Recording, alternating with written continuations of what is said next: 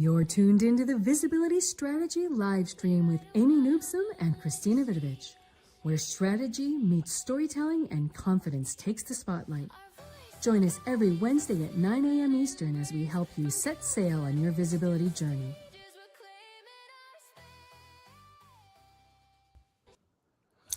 Hello, everyone. Good morning, good afternoon, good evening, all around the world. I am Christina. And I am Amy.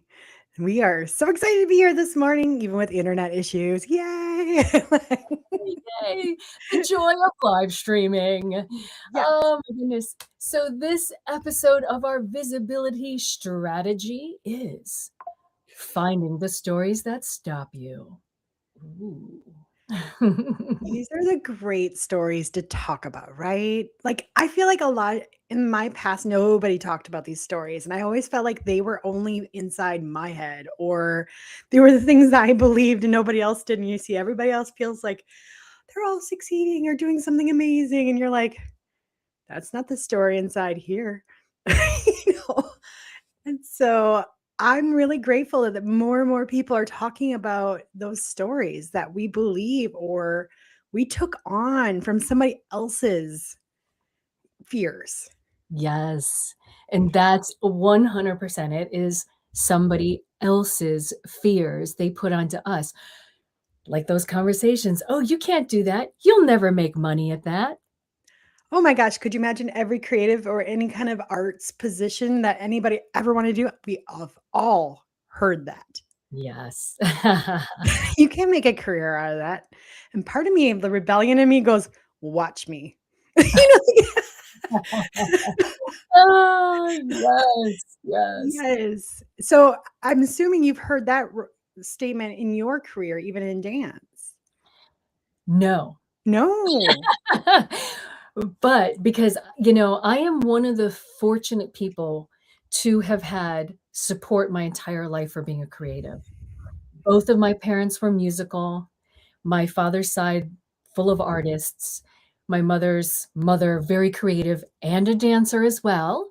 And so it was absolutely for me, yes. So that is where I heard so many other people throughout my career coming to me and saying, "Oh my gosh, what an amazing opportunity you've had to follow your dreams." Someone comes to my mind right away who did her first year of college as a dance major. At the end of her freshman year, her father said, "Okay, what are you really going to study? I hope you enjoyed your first year because I'm not paying for you to be a dance major." Yes. And so it took her until she hit 50 to finally embrace dance in her life again. Well, actually, it's 45. Then she blew out her knee. But then but it's those stories that held her back, and she didn't even wanna talk about how disappointing. It was more about, "Here I am, and this is my career now because that's what made dad happy. That's what made my mom happy. That's what brought home a paycheck," without realizing, had she followed her dream and her passion and her business acumen, she could have made a career her entire life out of what she really wanted to do. That was a story that wasn't hers that stopped her. And that is amazing. Most of the stories that stop us aren't ours. Yeah. It's usually a loved one who is with good intention, gives us a fear that we go, oh, they're right. Mhm. And then we take it on. I still remember, or it's told out of anger and you're a child and you don't know the difference. Like, I remember once my mom told me my voice was annoying and irritating. She's like, "Oh my God, Amy." And looking back at it now, I'm like, oh yeah, I was probably being a really irritating teenager, preteen. But what I took it as actually the tone of my voice. Mhm. And I was like, oh, so I stopped speaking. I stopped engaging with people. I didn't try to sing. I tried to like be as quiet as possible so I wouldn't be irritating. And it Yeah. took me till in my 30s to realize some people are like, "Oh my God, no, your voice is great." I'm like, "No, it's not." Do you know how many times I had to hear that before I was like, "Well, maybe it's not so bad." Yeah. But what my mom thought was actually meaning was like stop being whiny or, just being that tone, right? That we get when we're in our preteens. But I didn't know how to decipher that differently. Yes. Yes, and it's fascinating. I just spoke with a woman yesterday who was talking about one of her clients who lived with the story since the time she was 3 years old about her mother telling her to sit down and be quiet. So what did she do? She spent her entire life sitting down and being quiet, not speaking up when she should have, because somewhere deep ingrained in that moment, mom was busy doing something. Maybe she was on the phone, maybe she was having a conversation with another adult, and she just needed 1 more minute and just said what she needed to say at the moment. But to our little child brain, it takes it as so much bigger than it's actually meant, and then we spend a lifetime deciphering this. Exactly. So much of that is part of our it's part of our cultures that come into play. It's part of maybe the environment you grew up in. I still remember my grandfather he was from Norway, and he had this belief that women couldn't do anything. And so I grew up on a farm, and I was like, I had to work the farm, and I look back at it, I'm like, ooh, I used to be able to throw a 50-pound bale, like with no big deal. And I'm like, now I'm like, oh God, these are heavy, like, holy crap. I'm like really impressed with myself as a kid now. But I just remember him always giving me no credit for like ever being able to it. And it was something I had to continuously prove Yeah. that I was just as good as the boys, and I always kept doing that. Had to work harder, had to work harder. I had to show off like what I was capable of just to prove I belonged in the room or I'm not in there. I was belonged on the farm. Not even and I didn't even like being on a farm. And I still did it, right? I'm impressed that you could throw a 50-pound bale of hay. Right? I know, and I'm like, "What happened to that person?" I That's a know. story that's a story in itself. Right? Oh, I know, and those are the things we try to compromise or we try to live that voice, that story that, boys are better than girls. And it played because my grandfather lived up the road and he was constantly there. I heard it constantly. mhm. And then my dad did the opposite and tried to make everybody do everything. So it was like this clashing of these generational stories and you were like, I'm so confused. Yeah, and you So we're can't help but internalize that. Yeah, and then try to figure it out and kinda live in it. And it's when we're adults, we are like, "Wait, we can choose this and let these go. Yes, These are not mine anymore. These weren't even mine to begin with." Like and there's the key, right? They weren't even ours to begin with. Somebody put them on us, and boom, they just stuck. Like one of those stickers that no matter what you put, no baby lotion, the paint thinner, everything, and it still doesn't come off. right? Just gets stuck. Yeah, Yeah, and but, I mean, they make for good stories later, right? Like, because we love stories where we've overcome, but we need to know the context yeah, of where they came from. So a lot of times when we're creating stories, the stories that we tell ourselves is a good place to start yeah. because we're like, where did that come from? Get curious. I just talked to a client of mine that I was coaching, and she was like, I told her in the beginning of the call that, like, I want you to just get curious again. Because at some point, we are almost drilled out of being curiosity. Because think of that child that's like about 8, 6, 7, 8, and they're like, why this? And they're asking you a billion questions. And eventually, you're like, please stop. Just need a moment. Like that same idea. And you're like, and we don't intend to, but they hear the curiosity getting shut down. Yes, yes, And as an adult, we actually have to learn to be curious again. yes. And it's so funny that you speak about that because I think that is such a valuable lesson, is gaining that curiosity again. Something so simple that my son taught me when he was still nonverbal. Pointing at an airplane in the sky. How many times they fly over, we don't pay any attention. But for him, that was something new. Suddenly his finger would just point up in the air, and I would stop. And along with him, I would take that curiosity. I would embrace that curiosity and just watch the plane until it was out of sight again. And it's taking those moments and those pauses to examine, what is it? Because boom, boom, boom, we think, here we are, we're running this straight line. Okay, we've got it all figured out, right? We always have it figured out. Always. Suddenly those moments when we're about to speak, for example, and we shut down. What is it that is keeping us from stepping forward into that self-truth, self-experience, our life? Yes. And it's not perfect the first time if you're not used to it. Yeah. I remember starting this and going, well, I wonder if I could, and that's the other thing, when curiosity and wonder come into play, oh my God, so many things can start opening.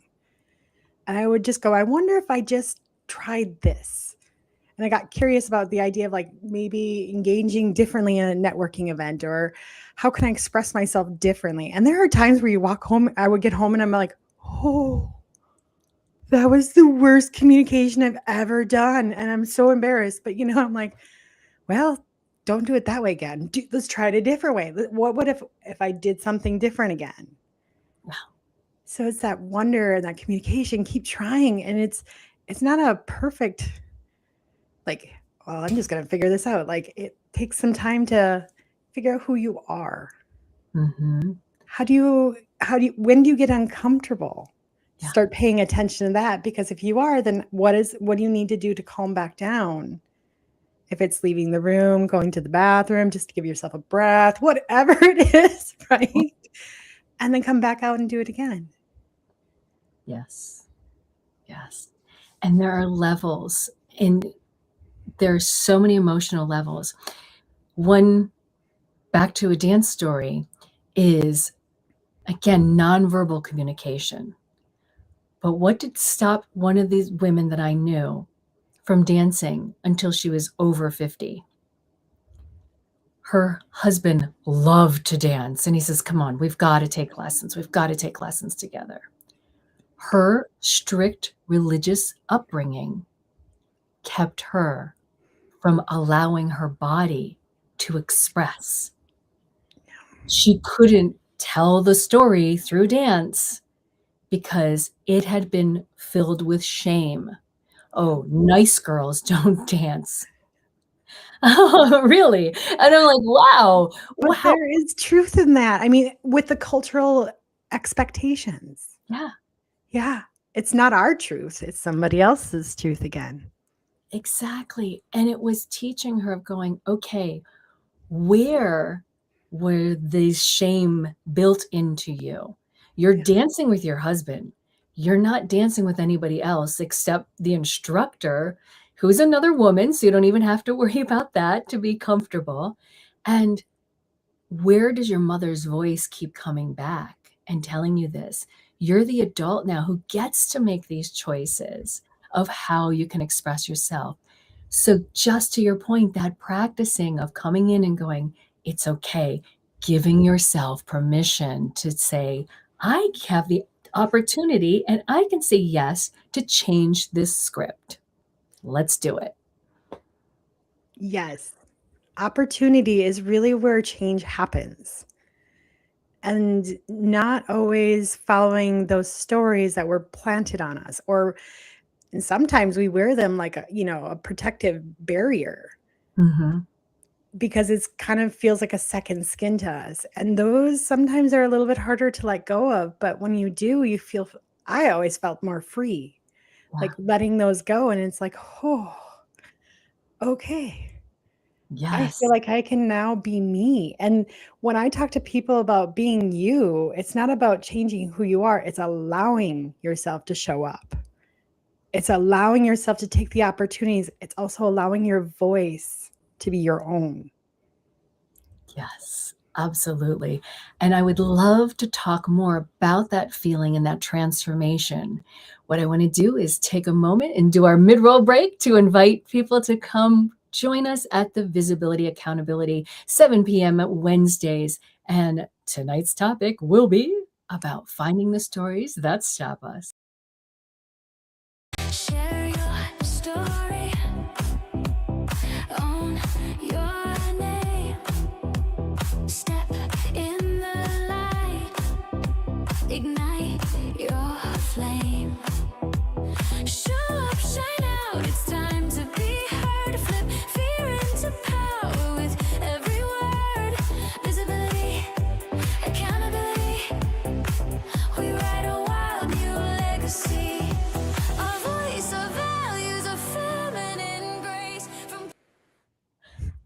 No, we won't get that song out of our head again. Oh no, it's in there almost daily. I love that song. It's so good. It's so good.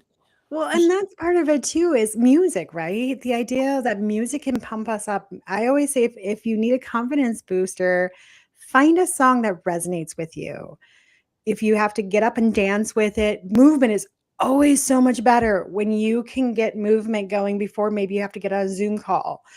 Get your lungs moving, like get your legs not from sitting all day long, like so I love dancing to a song and singing, even though I'm not a great singer, it warms up my voice. So I love it, right?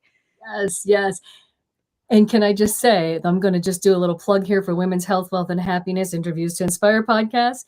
Your question to the next guest was, what is your power song? What is it that lights you up? And I'm like, yes, yes, And I absolutely. have a new one every year because I just love having like a theme song.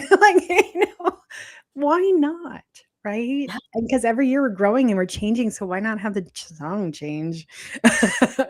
Okay, so mine of the day, I'm on Top of the World is what I just played right before we started this live stream, just to let you know. Fantastic.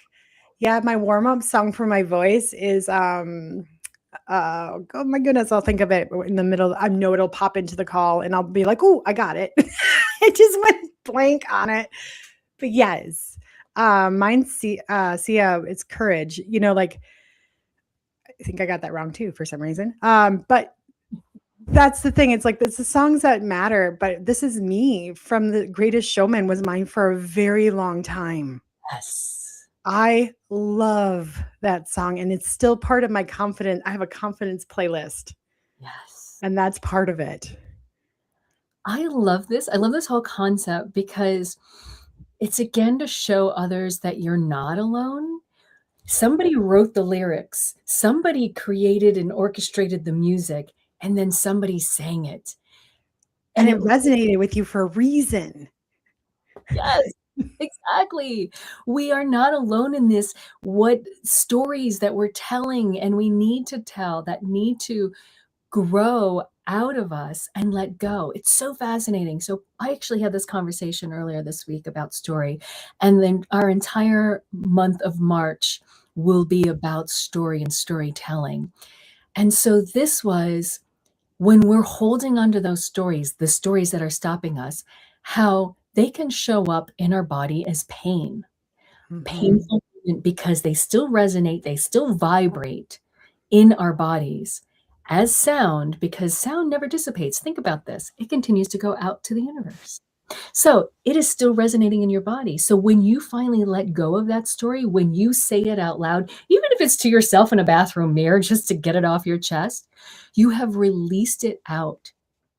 And what does that do? That leaves room for growth. Oh, you're mute. You're mute. You're mute. Oh no.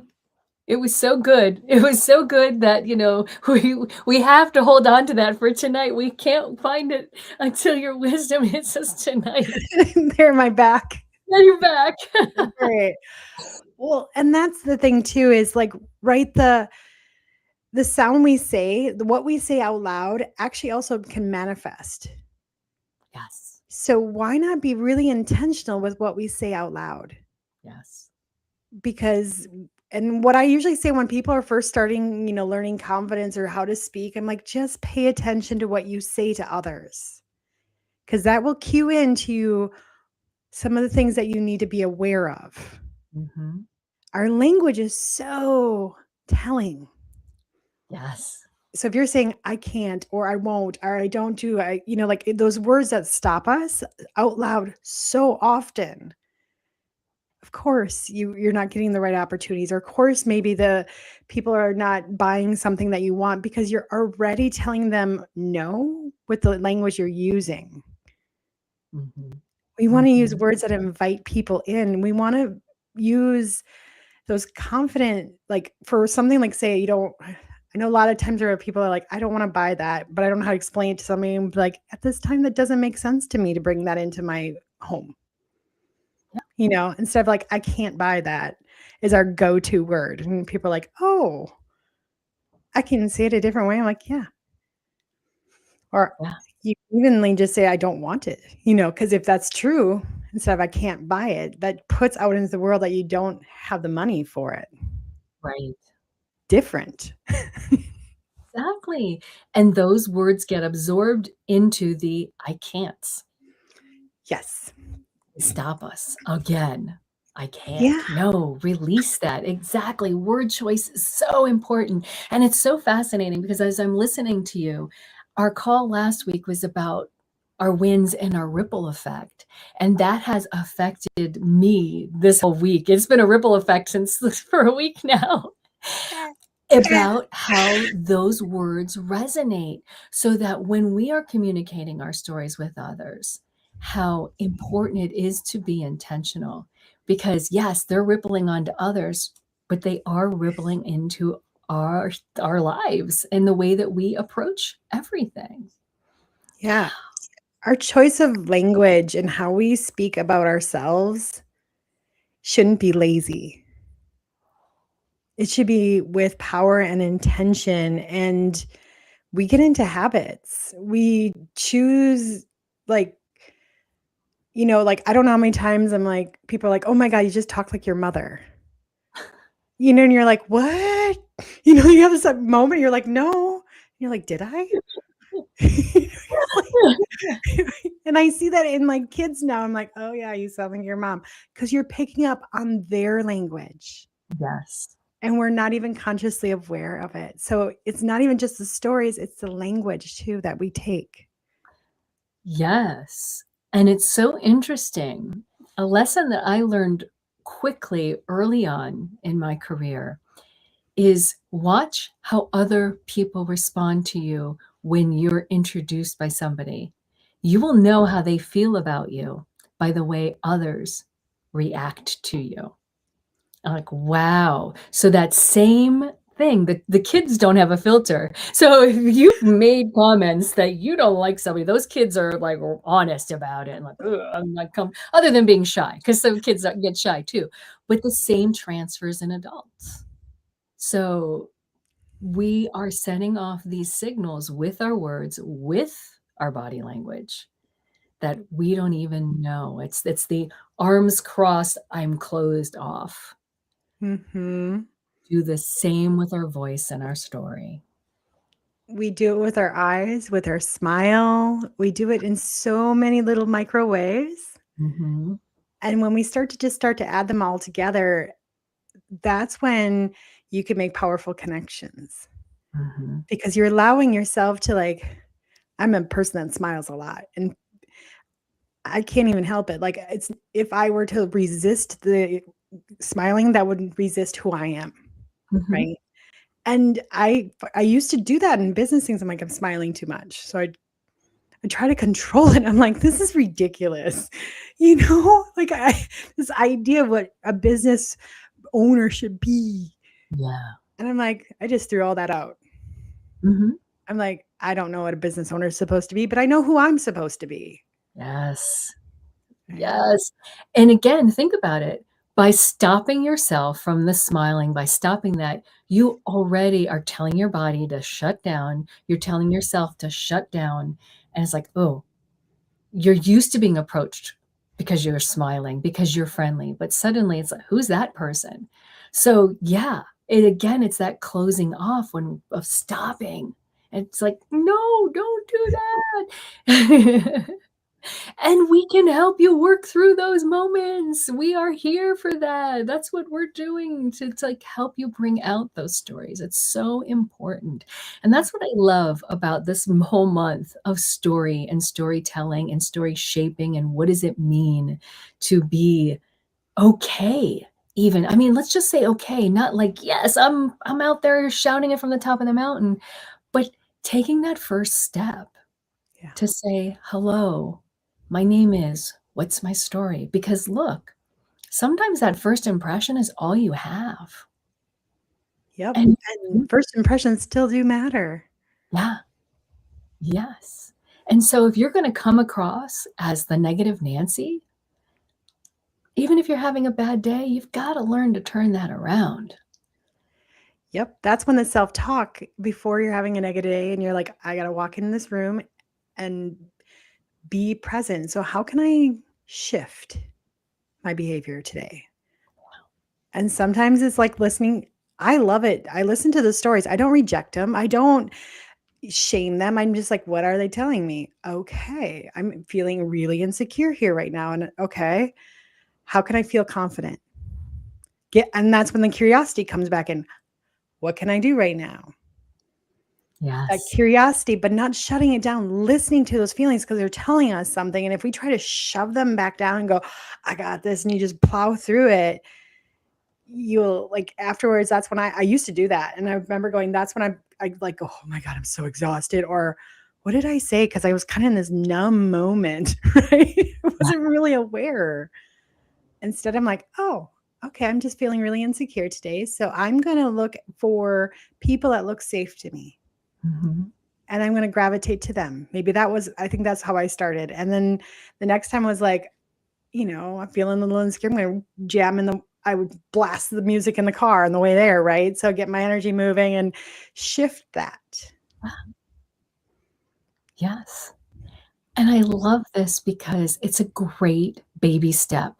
So that even if you're not ready to be the one who starts the conversation, you can read the room.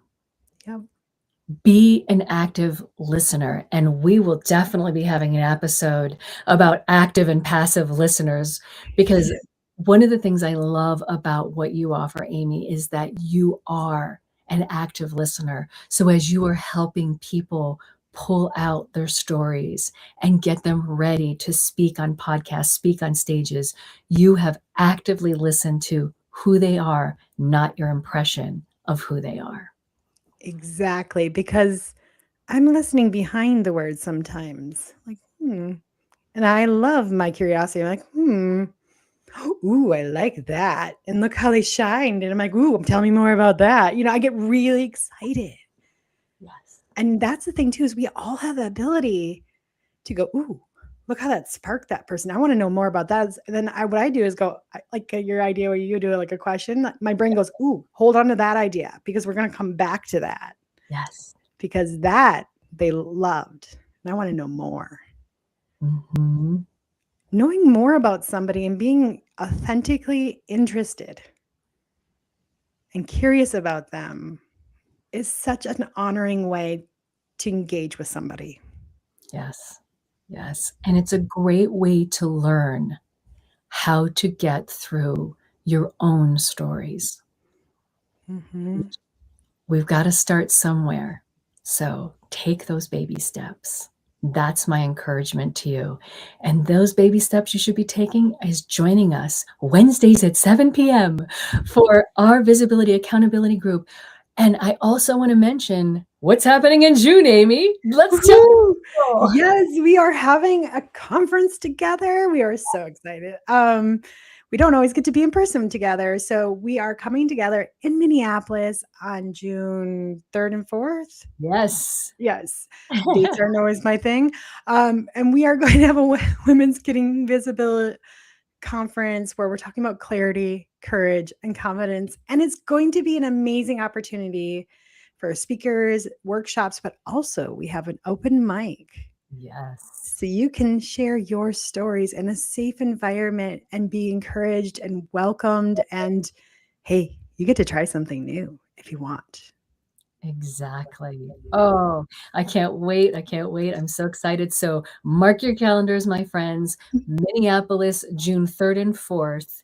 It is going to be an incredible couple of days with inspiring women in the room. I cannot wait. Go check it out on the website, womengettingvisible.com. Tickets will go on sale soon. So we're so excited to invite you in the room. And not only is it just the conference, we are actually going to be in Minneapolis in a special place, the Mall of America. So you can come and do other things too, just other than the conference. There's a whole slew of things to be enjoying and seeing in the area. And Amy's a great tour guide, so she'll tips. Do know Minneapolis well. And there is so much to do in the summer. So we would love to have you host you because we're going to have a lot of fun and you're going to meet amazing women. Yes. And with that, my friends, we will see you next week for more storytelling on our visibility strategy live stream. And join us Wednesdays, 7 p.m.